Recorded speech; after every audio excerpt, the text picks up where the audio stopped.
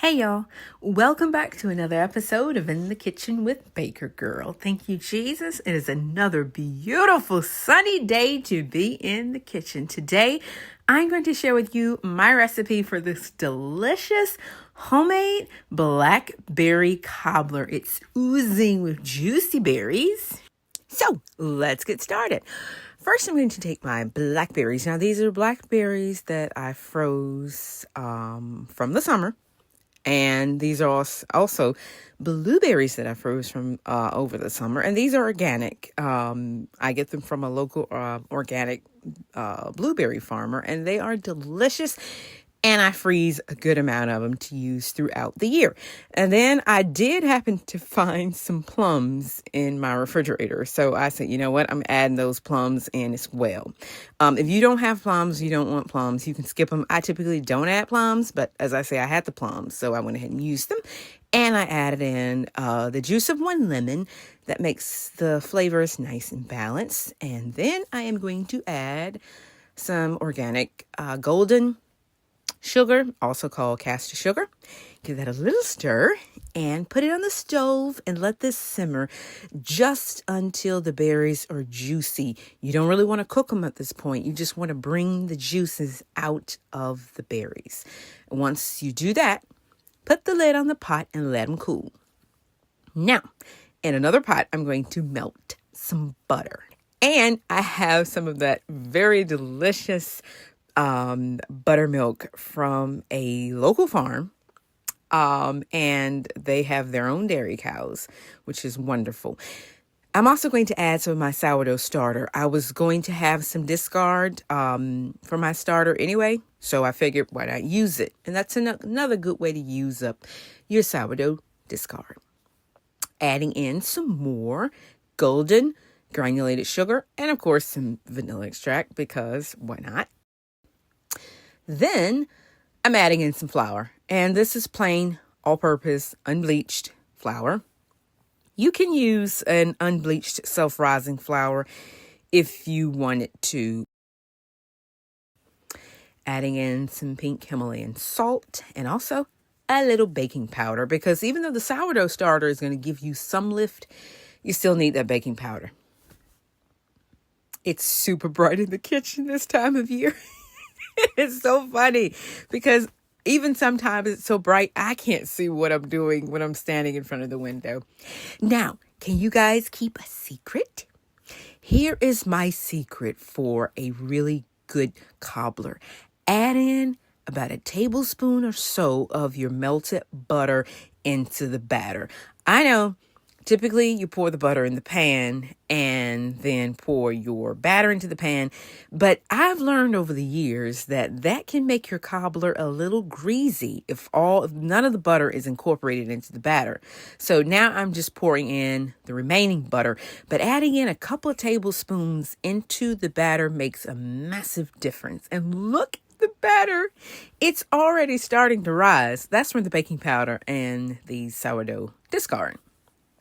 So I am pouring half of the batter in, and then I'm going to go ahead and add in half of the berry mixture.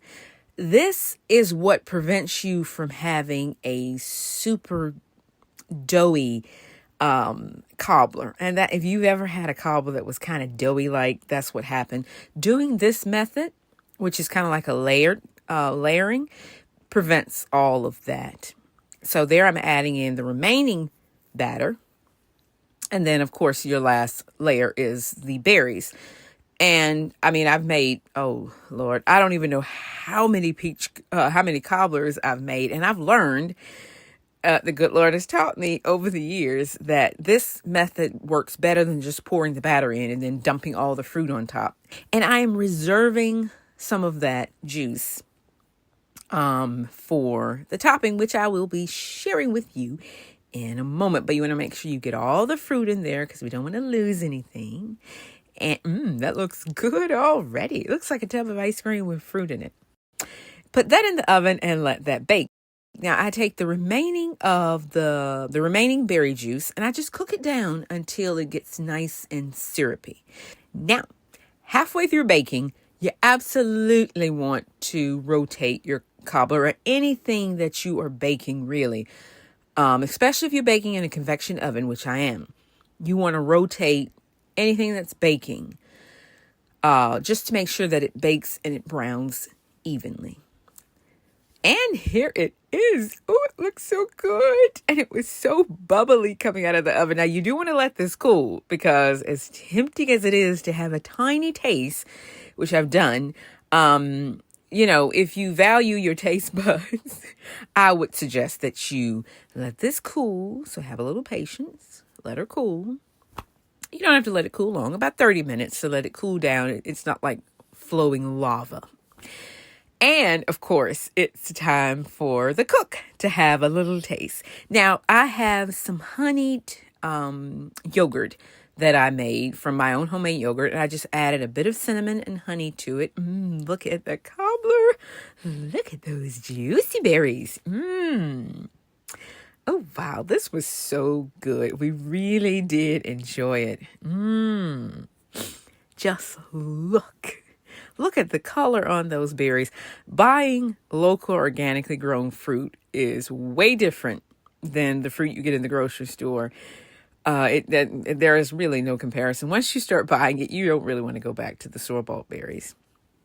And I'm taking that reserved berry sauce that I simmered down. You see how nice and bright it is. And it just looks so good. And you get that instant hit of the berry sauce when you do it this way. And then I'm just going to drizzle a little of this honey and cinnamon Greek yogurt. You could also use melted ice cream, by the way. That would be delicious.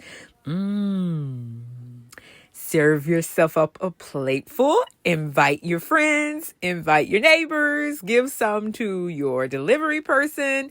Say your blessings. Thank you, Jesus. Oh, this turned out so good, and we enjoyed every drop. There is nothing like having a warm bowl of blackberry cobbler when blackberries are not in season, and that is the joy of using fruit that you have frozen from your summer harvest. And I do have a video on how to freeze blackberries properly, or any fruit. You can check that out on my channel as well.